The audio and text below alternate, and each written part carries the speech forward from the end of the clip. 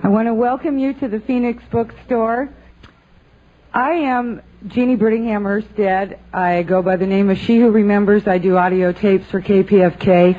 And I was thinking how I wanted to introduce Terrence. I took my name She Who Remembers because of my love of history and the ancient. And there was a wonderful book about the ancient Anasazi Indians called She Who Remembers. Well, in Terrence's tribe, he's got to be He Who Remembers.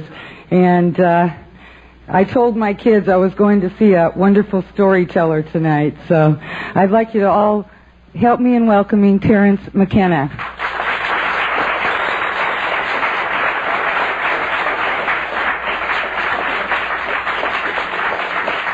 There are copies of Archaic Revivals here also. Okay. We'll wake up the world. Well, it's a pleasure to be here. If this is Friday, this must be Santa Monica. It's sort of been that kind of a week. I'm humbled and amazed to see so many people turned out for this. And basically, I'm here to promote a new book of mine called Food of the Gods, from Bantam, and I understand that there are also here tonight copies of the Archaic Revival, which is technically not released yet, so you can be well ahead of the curve if you get a copy of that, because I don't think it will be generally released for about 3 weeks. So let me just say a little bit about this book that I've been working on for a couple of years, and then we can talk about it for a half hour or so, and then I'll sign copies for the hardcore, so to speak. What I wanted to do with this book, The Food of the Gods, was I wanted to set down in as careful and as well-documented a fashion as possible the argument for looking again at the impact of psychedelic plants on human evolution, on the emergence of all of the higher qualities that we associate with our own unique species out of simple animal organization. And I wanted to do this not because I wanted to carry out some kind of academic criticism of the orthodox theory of evolution, although that was part of my intent, but really because I felt that if we could change the way we think about how psychedelics were used in the past, it would change the way we think about these things in our present situation. Many of you probably lived through a portion of the 1960s psychedelic revolution, and there psychedelic plants and experiences and drugs were presented sort of as instantaneous psychotherapy. There was not in the 1960s the awareness that these were not something new, these experiences and compounds, but really what was being discovered was the world's oldest religion as it was practiced during the first million years, before it was taken over by beady-eyed little priests with their shopping lists of moral commandments and prescriptions. Basically, you see, there is a great mystery about human emergence out of animal organization. The orthodox theory of evolution works very well for explaining how higher plants emerged out of simpler plant forms, how higher animals emerged from lower forms. But the great unsolved mystery of evolution generally is located in our own peculiar story, because in less than a couple of million years, the human brain size doubled during the last 3 million years. This has been called the most explosive development of the organ of a higher animal in the entire evolutionary record. And so then the question becomes, what was the cause? What was the detonator? What was the catalyst which literally revealed the presence of the human soul floating on a platform of primate organization? And the case that I have made is, I think, very simple, very easy to understand, and has deep implications for how we live our own lives today and how we organize our societies today. It's a very simple 3-step process.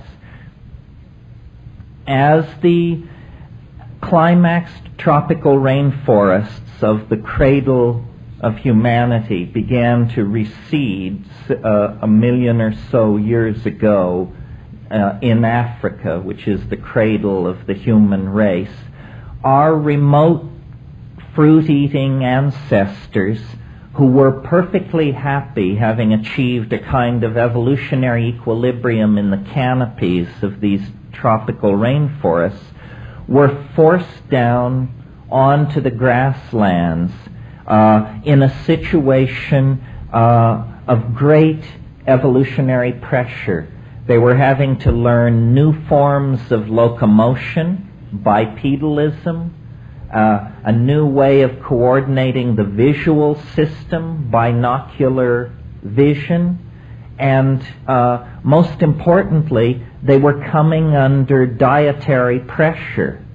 And one of the points that I make in my book very strongly is that orthodox thinking about evolution has never admitted the importance of diet into thinking about evolution. We all know that evolution proceeds through random mutation, which then meets a force called natural selection. But usually random mutation is presented as something which is to be traced back to cosmic rays and radiation present in the environment. Certainly this is one of the inputs into the process of mutation. But you see, when an animal or a human being suddenly expands their diet, suddenly begins to eat foods and experiment with foods that they have never experimented with before, these foods, these plants, contain all kinds of exotic chemicals, natural insecticides, agents that cause these plants to taste very bitter so that animals will reject them as food. And these chemicals are mutagenic agents. So diet, a sudden shift in diet, exposes a population to many more mutagenic influences than it was facing previously. This happened to our proto-ancestors. And as they began testing new foods in the grassland environment of the African veldt, they came upon psilocybin-containing mushrooms, which were growing in the dung of wild forms of cattle, which were also evolving in this new grassland environment. Well, now the key, or one of the pivotal concepts in my notion, is related to the fact that psilocybin actually, in very low doses, increases visual acuity, edge detection, and a kind of visual clarity is an affect of very low doses of psilocybin, the equivalent, in fact, of having a plant in the environment which confers chemical binoculars on its user. Well, you don't have to be a rocket scientist to see that if there's a plant which gives better vision and there's a hunting and gathering animal in the proximity of that plant, that the animals that admit that plant into their diet will be more successful hunters, more successful gatherers. They will obtain an expanded food supply for their offspring, and they will tend to outbreed the non-psilocybin using members of the population. Now, at slightly higher doses, psilocybin, like all CNS stimulants, causes what pharmacologists and medical people call arousal. This simply means a kind of undirected restlessness, a state of high alertness, restlessness, pacing, and in a highly sexed species like ourselves, it means erection in the male and subsequent sexual activity. This is a second factor, then, which would promote the outbreeding of the non-psilocybin using members of the population, you see, because the psilocybin using members of the population have an expanded food supply, more sex, more offspring. Naturally, they will tend to push out other members of the group. Well, then finally, at the psychedelic dose level of these mushrooms, you get a very important quality, in fact, the centrally important quality for my argument, which any of you who have ever taken these things have experienced yourselves, and that's what I call boundary dissolution. And here's the notion in a nutshell. When you look back through the primate phylogeny, clear back to the primitive primates, the squirrel monkeys and those sorts of animals, there are always what are called male dominance hierarchies.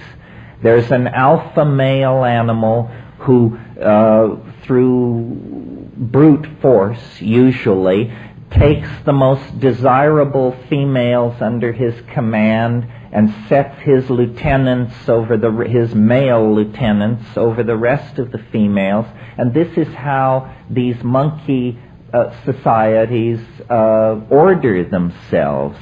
Well, because psilocybin is a boundary dissolving hallucinogen, and because the essence of ego consciousness, which is necessary for these boundary hierarchies, for these dominance hierarchies, the essence of ego is boundary definition. So what I'm actually suggesting in this book is that we self-medicated ourselves into a state of gender equality and partnership, consciously or unconsciously, by allowing this item in our diet which suppressed ego and hence suppressed male dominance hierarchies. And so the ordinary momentum of primate evolution was interrupted.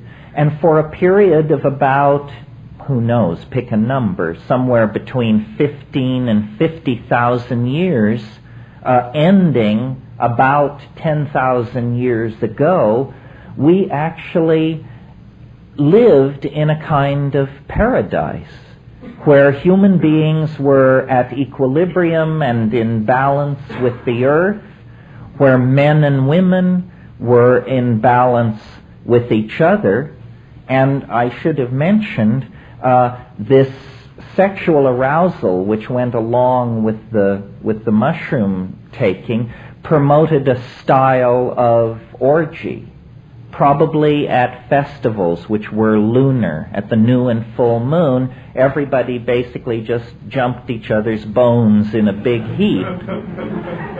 And the social consequence of orgy as a social style is that it makes it impossible for men to trace lines of male paternity. This is very important. There is, in a society which practices orgy, no concept for men of my children. There is only the concept of our children, meaning the tribe, the group. So male loyalty goes toward the group. And this is very important because once men discovered male paternity, they discovered ownership of hunting grounds, food supplies, women, you name it. And it tended to feed back into the formation of the ego structure. Well, and so I believe that really that was the golden age of humanity, that we all long for and have a great poignancy for, that has even been called the nostalgia for paradise. I believe we have this nostalgia for paradise because we are the victims of a fall.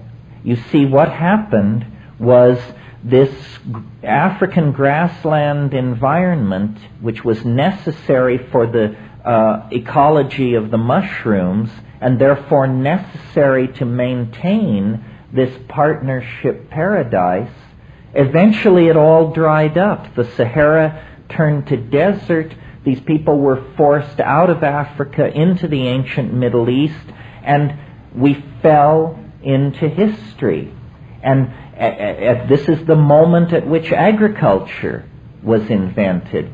Agriculture, because you have to stay in one place and tend the crops and defend the surplus of these successful agricultural efforts, means the end to nomadism. It means the birth of cities.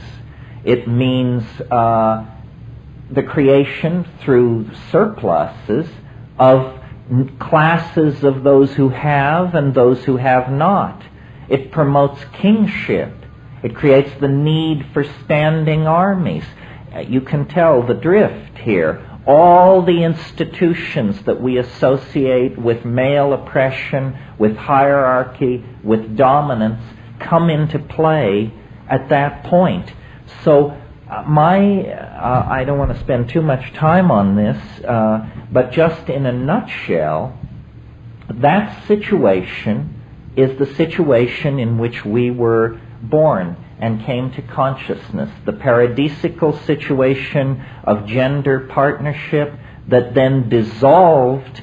It was really a return back to the earlier primate style of male dominance and hierarchy when the mushroom was no longer available. We returned to our old monkey ways, and we have been practicing those monkey ways ever since, even as we reach toward the sequencing of the human genome, the exploration of the solar system, the exploration of the heart of matter. Nevertheless, we do it from a psychologically damaged perspective. Now, the question of drugs.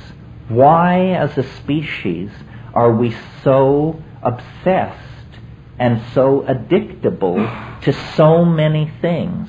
There are a few animals who will break into a compound for fermented fruit or something like that, but we addict to dozens of substances and behaviors. Well, I believe that you can make an analogy to a person who was abused or traumatized as a child. The entirety of human history has been acted out in the light of the traumatic severing of our connection into the Gaian mother goddess planetary matrix of organic wholeness that was the centerpiece of the psychedelic experience back in the high Paleolithic. In other words, the world of hallucination and vision that psilocybin carries you into is not your private unconscious or the architecture of your neural programming, but it is in fact a kind of intellect, a kind of being, a kind of Gaian mind. For Paleolithic human beings, it was the great goddess. Once you sever from this matrix of meaning, what James Joyce called the mama matrix most mysterious, once you sever yourself from that, then you have nothing but rationalism, ego, and male dominance to guide you. And that's what has led us into the nightmarish labyrinth of technical civilization, overpopulation, classism, racism, sexism, propaganda, so forth and so on. All the ills of modernity.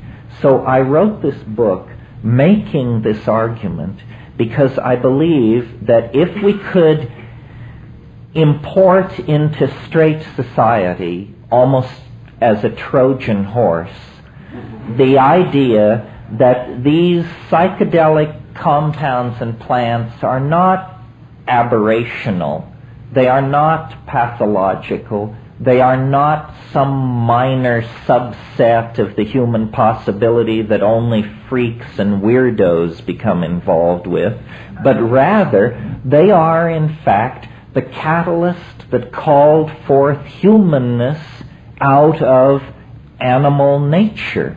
If we could entertain this as a possibility, it would change the way we think about so-called primitive societies, shamanism, the psychedelic experience, society's efforts to control and eradicate these substances.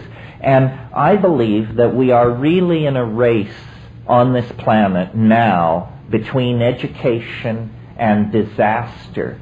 And it is the momentum of the ego that threatens to shove us over the cliff into Armageddon.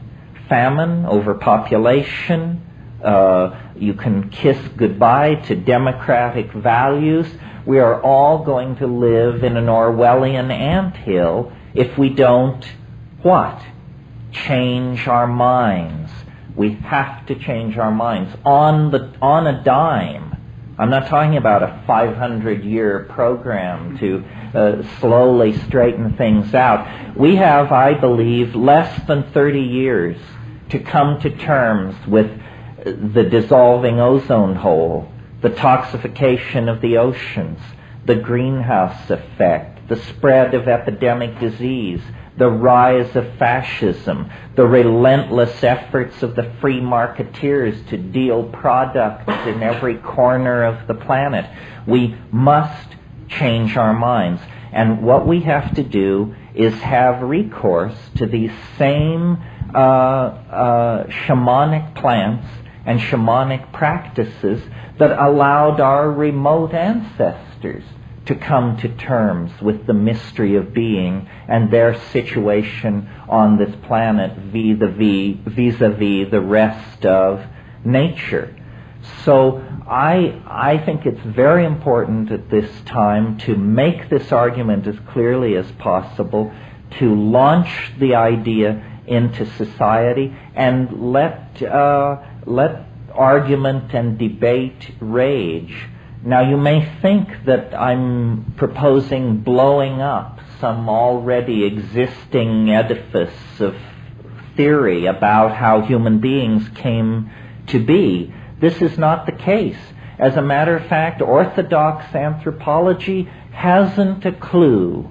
We are the fly in the soup of natural science's explanation of the evolution of species. It's easy to understand how one kind of hummingbird emerges from another. It's not very easy to understand how creatures that build something like Los Angeles can emerge out of creatures who hunt ants by sticking grass stems down their holes, you know. We represent some kind of primary break with nature at the animal level. And I believe it's because we have a symbiotic relationship with all of nature. We are wired for this. There are drug receptors in our brains, in our physical brains, that have been carried along for 1,000 generations without really being called into use. But now is the time. If we really believe that these things expand consciousness, then we must study them, use them, apply them, because it's the absence of consciousness that is creating a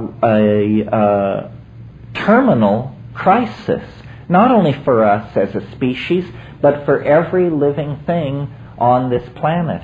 And I think the psychedelic experience is as much a part of being alive as sexuality, language, the things which fulfill us and give meaning to the human experience are left incomplete and impossible to assimilate if we don't place the capstone on the edifice of our being in the world. And the capstone on that edifice is our right, our obligation, and the privilege of dissolving our ordinary ego boundaries and merging with the mind and purpose of the planet. And this is what I was trying to say in the book, and this is what I hope I'm able to communicate to you this evening. Very well. Thank you very much.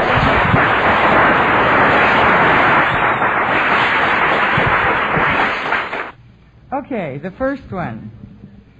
If you were in jail 20 years ago and you had to choose between Finnegan's Wake and McLuhan books or any drug, which would you choose? How about today? Has something happened in 20 years that should make these different choices? Well, I think I would choose, I think I would probably choose, I'm in prison, right? Yeah. You can either read or get high. Well, in spite of the flash of something like psilocybin, in all honesty, if that were the choice, I think I'd choose cannabis. After all, cannabis is sort of the staff of life. The way I do psychedelics is rarely and at high doses, because I really think you shouldn't fiddle with these things or grow too blasé in their presence. But cannabis is sort of the bridge between ordinary reality and the extremely intense psychedelics. Well, that leads right into this question. What do you know about the ancient history of hemp? Well, probably a lot less than a number of people in this room. Hemp is probably one of the world's oldest cultivated plants, possibly the world's oldest cultivated plant.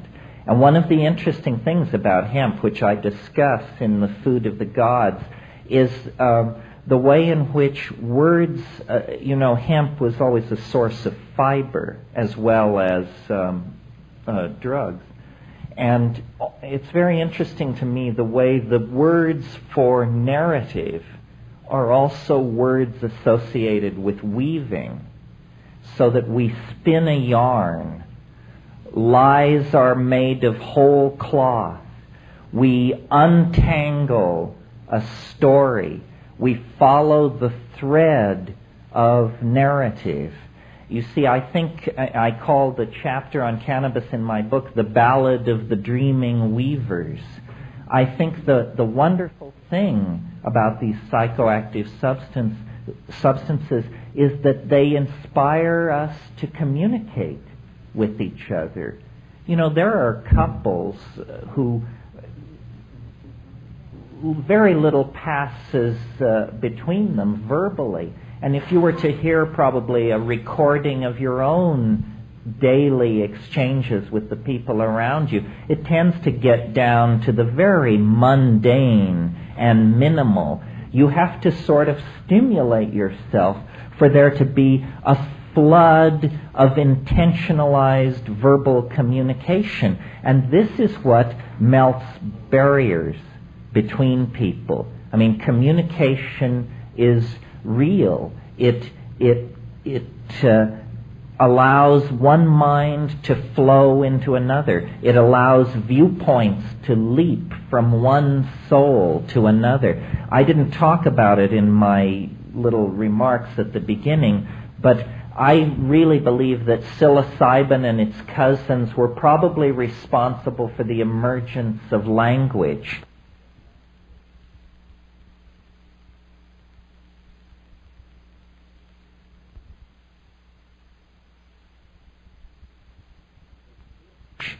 That this, if you wanted to look for the thumbprint of the goddess on being, the phenomenon to look at is human language.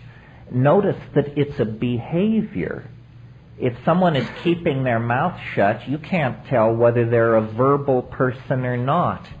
But once someone starts to talk, it's the most extraordinary kind of human behavior. It's that thoughts are downloaded into a symbolic notation composed of little mouth noises, which then sail across acoustical space and are reconstructed in the brain of the listener so that these thoughts are magically reconstructed in the brain of the listener. We take this for granted, but when you analyze it, it's an extraordinarily mysterious, almost you could say supernatural power, which we all exercise all the time. And I believe that this is something which these psychedelics kick-started in the neural architecture of our remote ancestors. Terrence, what would you consider to be a sufficient 5 dried grams of Stropharia cubensis. And what I would urge you to do is, if you think you're a sophisticate, buy a scale and weigh the dose that you've been calling good enough. It may stand your hair on end, because there are a lot of people running around who think they know what the psychedelic experience is about, who have only scuffed their feet on the doorstop, haven't even entered into the atrium, let alone explored the cellar, the attic, and the basement of these places. Are there any legal plants that you are aware of that contain DMT? Oh yeah, there are a number of plants that contain DMT. The problem is to find one that contains enough that it's worth your while to try and do something with it. Currently, the hot one on that grocery list is a plant called Desmanthus illinoisensis, the Illinois bundleweed.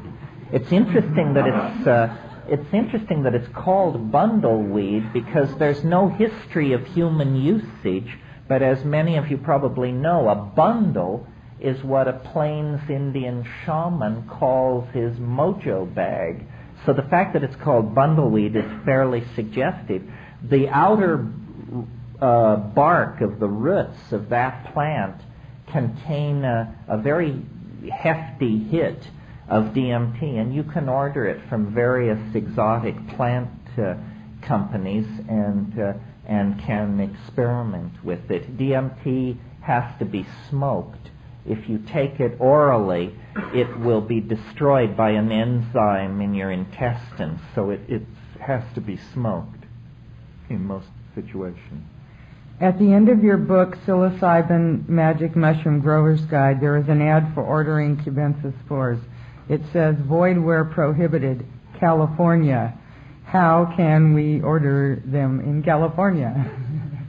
Well, I guess you have to have a friend with a post office box out of California. If you're wondering why California is the only state in the union that has made psilocybin spores illegal, because you see the spores contain no psilocybin.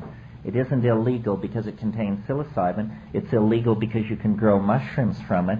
It's because there was a clown a few years ago, maybe he's still around, this guy Ken Matty, and he was defeated in the Republican primary for governor a few years ago. He was defeated because he admitted that he, years ago, had had a puff of marijuana. And so after his defeat in the Republican primary, he went to his staff and said, I've got to get some anti-drug legislation associated with my name. See what you can come up with. And the best they could come up with was a pissant bill to make mushroom spores illegal. So we all have the privilege of living in the only state in the Union that has seen fit to guard you from this hideous menace. If hallucinogenics caused mutations in the consciousness in the past, do you think they are doing so in the present? And if so, or if not, what do you see as the future of consciousness? Well, you know, the human physical form seems to have stabilized about 50,000 years ago, right around the time that language began to emerge and culture began to take hold. And it's thought that once you possess language and culture, then change, mutation, is transferred into the cultural domain. That's why we haven't changed physically very much in the last 50,000 years, but our cultural changes have just been lightning fast. I mean, we have fashions which don't even last 6 months before we move on to the next one. I think that the way I think about these psychedelics is that they are like catalysts for the imagination. And what that means specifically is they are catalysts for language. Language is somehow the new body of mankind. And so what we have to do is change our language. And some of you who lived through the 1960s probably know that the major legacy of the LSD era, still with us, is that it empowered certain shifts in language, certain concepts that previously couldn't even be articulated. I mean, these things come in for a lot of being sneered at by straight people, but nevertheless, notions such as the vibe of a situation, or ego tripping, or laying a guilt trip on somebody. I can remember, in most cases, the very first time I ever heard each of these phrases, and how it was like something clicks in your mind. You say, I don't understand what this person means, and they say, oh, they mean something that I never before knew how to indicate. And then you try it out and use it yourself. We cannot evolve any faster than we evolve our language, because you cannot go to places that you cannot describe. So somehow the description comes first.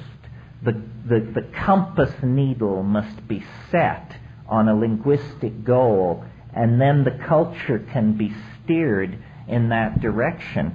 And I think that part of the way I see my book is I'm introducing new linguistic models for reality and human evolution. And if they are good models, I believe ideas are just like animals.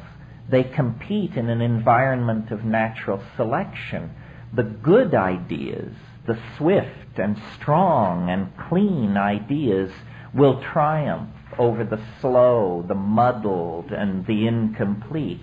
And so if we can articulate our devotion to the psychedelic experience, if we can articulate its importance and its transformative power, then we will eventually be able to place it on the social agenda, and then we will be heard, but not if we don't articulate our intent. What role does ayahuasca play in our planetary and human evolution? How does ayahuasca compare with other hallucinogens such as mushrooms and peyote? Well, for those of you who aren't familiar with ayahuasca, this is a combinatory hallucinogenic beverage that is in use in a wide area over in the upper Amazon basin, and now it's spread down into Brazil. There are a number of interesting things about ayahuasca. On one level, what's interesting about it is that there is nothing in it that is not in the brain of each one of you as you sit here. It is, in a sense, not a drug at all, but a neurotransmitter cocktail. And this is very suggestive, you see, because it means that natural brain chemistry is very close to being some kind of hallucinogenic trip. The other thing that's interesting about ayahuasca is that in the Amazon basin, where it's been used for thousands of years, the people get together in small groups at night in dark places and they sing. They get loaded and they sing. And then when you sit with these people and listen to them discuss their experiences, they talk about these songs not as though they were musical performances, but as though they were pictorial creations of some sort. In other words, someone will say of a song, I like the part with the silky gray stripes and the yellow dots, but when you got off into that thing that was like camouflage, only in pink and violet, I didn't like that. I think, my God, what's going on here? Well, what's going on is that this slight shift in ratios of neurotransmitters allows sound to be beheld. This is the nature of this experience. So these people sing these songs, but the recipient of this theatrical performance sees a kind of sculptural modality come into being. Well, if you can see what someone else is seeing, if you can have someone else's point of view, in a very real sense, you are that person. We say to stand in somebody else's shoes means to be them. So a naive person, or at least I thought, in thinking about telepathy before I went to the Amazon, that telepathy would be hearing somebody else think. That's not what telepathy is. Telepathy is seeing what somebody else means. And this is very, very close to the surface in us. It's no strain for me to imagine, knowing what's in ayahuasca and what's in the human brain, to see human brain chemistry as essentially poised just a 1 or 2 gene mutation away from a shift in brain chemistry that would cause language to become visible. There's this tradition of a magical lost language of perfect poetry. It's said that the ancient Irish and other Aboriginal peoples possessed a poetic language so powerful that to hear these poets perform was to literally be swept into the worlds of their recitation. I think what that is that we hover very close to being able to cross the transition from audially processing incoming linguistic signals to being able to visually process them. And when you can visually process them, when you can visually process someone's linguistic intent, you are much more in tune with them, much more intimately involved in their meaning than if you simply hear what they say. And that really, for me, is what I think these psychedelics are doing. They are clarifying, catalyzing, densifying language, and therefore the connections that hold us together, and therefore the connections that hold our world together and make reality make whatever sense it does make. What is the state of the legality of importing, possessing, and taking ayahuasca? It's in a limbo. There was a Brazilian cult called Santo Daime that was holding ayahuasca sessions in the Boston area, and they had a load of ayahuasca come through customs that was stopped, and the guy who went to pick it up spent a night in jail. But when it was all sorted out, a judge took a look at it, and basically, since nobody knew what it even was, they were given a slap on the wrist and told not to do it anymore. So it is in a kind of legal limbo. DMT, which is what makes ayahuasca go, is a Schedule I drug. It's in that hardest of hard drug categories where they put all the psychedelics, heroin, and very little else, not even cocaine. The definition of Schedule I is no medical application under any circumstances, and cocaine is used in certain kinds of eye and throat operations, so it has a medical application. Drugs like psilocybin and DMT were made illegal in 1966 and 67 without any scientific evidence being offered that there was anything wrong with these things, without any record of emergency room admissions or any medical problem whatsoever. It's possible, if someone had sufficient energy and money, that these cases, these matters could be raised again with the law, and they would have to show why these things should be illegal. It was basically a moment of general social panic brought on by LSD hysteria. You know, it's Tim Leary. I give him credit for this, although he always tells me he can't remember saying it. But I believe that Tim Leary once said, LSD is a drug capable of causing psychotic behavior in people who have not taken it. And this is what happened in the 1960s. A whole bunch of people were driven psychotic by not taking LSD, and they made it illegal. How do we translate these ideas politically? I'm active with the Green Party. How do we change people's minds? Give them a Terrence tape. How do we translate these things politically? Well, one way is by coming out of the closet.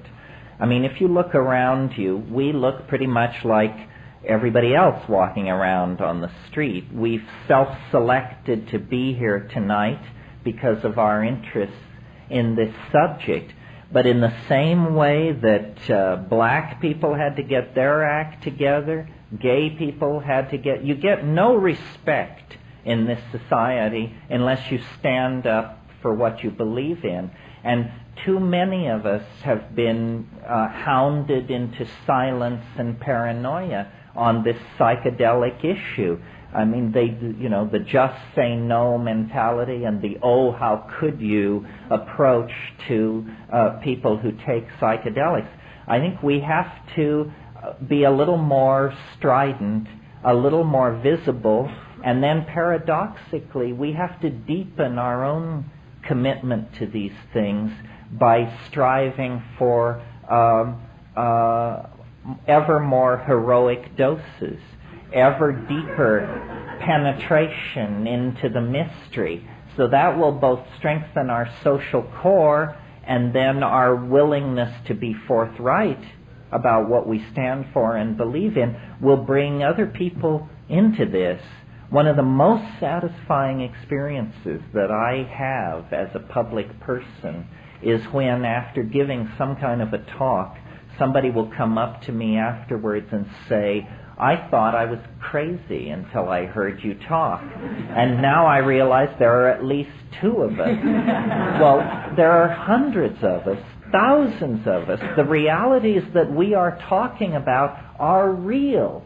It ain't pathology, it ain't hallucination or delusion or social irresponsibility or all this other malarkey. It's the lost continent, the lost other half of the human mind. And as long as we ignore it, pretend it doesn't exist, or are somehow cowed into keeping shut up about it, then we are infantile. We accept a kind of big brother umbrella over our reality. We should be as free to discuss this, talk about it, and work it out among our friends and significant other as we do our sexuality or our investment portfolios or our vacation plans. It's just part of being a human being. And many of you, I'm sure, have heard me say, to go from birth to the grave without having a psychedelic experience is, to me, as creepy a notion as to go from birth to the grave without ever having a sexual experience. It means you led a life of self-chosen infantilism and ignorance. And that's not what life is for. Life is some kind of moment suspended between eternities in which you may have a real opportunity to get your shit together and figure out what's going on. But if you run around saying, not that experience, and God forbid that experience, and I don't want to go there, well, then they'll just plant you and lower your box, and you'll be another person who never quite got their act together. This is not what we're striving for. We want life to be as rich, deep, complete, high as possible. Do it.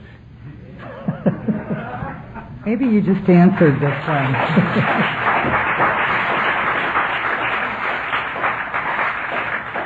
What are the things that give meaning to the human experience? Oh, sex, drugs, and rock and roll. And higher mathematics. Do you think hallucinogenics should be used for initiating young people into adulthood? Well, you mean like some kind of initiation into puberty, as in Aboriginal societies? I think one of the things that we can do is get straight with our children about this. And one of the most, to me, disappointing, I don't know if disappointing is the word, but anyway, it's very bad to encounter hip people who say, gee, we'd like to twist up a bomber and get you loaded. Can you wait till the kids are in bed? In other words, these people are living some kind of schizophrenic existence. They can't get straight with their own children about their relationship to consciousness alteration. And I think that what we need to do is be able to be proud enough and forthright enough about what we're doing to hand this stuff on to our children in a responsible manner. It's far better to get your kids familiar and able to navigate with something like cannabis than to turn them loose in the world of high-density media images, alcoholism, speed, tobacco, so forth and so on. If we can bring our children up in an acceptance and a sense of being comfortable with these dimensions, then we really have performed a great service. I dare say there are probably only a handful of us in this room who learned about psychedelics from an exemplary set of parents. I certainly didn't. And imagine what a difference it would have made. So this is something we can do for our children. As to what age, under what conditions, this has to do with, your style, your kid's style, so forth and so on. But as long as we're so guilt-riddled and off balance on this issue that we can't even admit to our kids what we're doing, why I think the establishment is going to have us right where it wants us. One more? Okay. One more. I have a trellis of heavenly blue morning glories. After harvesting the seeds, what is their recommended dosage and what are the expected effects of a therapeutic dose? Thank you. The first psychedelic that I ever took was Heavenly Blue Morning Glories. I have a soft spot in the bottom of my stomach for it. Well, what you do is you grow the Morning Glories, and then they will form these seed capsules, these little tear-shaped seed capsules in the late fall. Cut down the whole Morning Glory after these seed capsules have gotten quite large, and then put it in a big brown paper bag and set it somewhere where the sun can bake out this bag. And usually the little seed capsules will spring open and shed the seeds, and you can just pour the seeds out of the bottom of the bag, or if a few don't get loose, then you can beat on the sides of the bag and these seed capsules will break open. You can just pour the seeds out. Now, Morning Glory seeds do contain an emetic, a sickening agent called estercumarone, and that's going to cause you some nausea in the first hour. And what you do is you take, and now this is a committed dose, we're not talking, we're talking, this will definitely rivet your full attention. Take about 225 seeds, grind them up in a coffee grinder or something like that, and I always used to put them into a milkshake or applesauce, because what you end up with is a fairly dauntingly large pile of kind of crumbly, dry, bitter, evil-smelling stuff, which you've got to get down. So put it into some applesauce or something like that, and then on an empty stomach, in silent darkness or out in nature. And this is not to be underestimated. This is not some kind of, gee, if only we had the real thing kind of strategy. This is the real thing. And wonderful hallucinations of, in my case, the motifs of the Toltec and Aztec civilization that actually utilized these things, which, raises other questions we could discuss another time. But that's a word of caution. Don't go out now and buy a bunch of packages of these Morning Glory seeds and grind them up and take them, because these weasels who sell these seeds have soaked them all in a poison. They've soaked them in a poison, a fungicide. It says right on them, not for human consumption. They're not just whistling Dixie. That's why you have to grow your own crop to get a clean crop of these things. And then you have a ticket to ride. Thank you very much. Thank you, Terrence. I want to thank the Phoenix Bookstores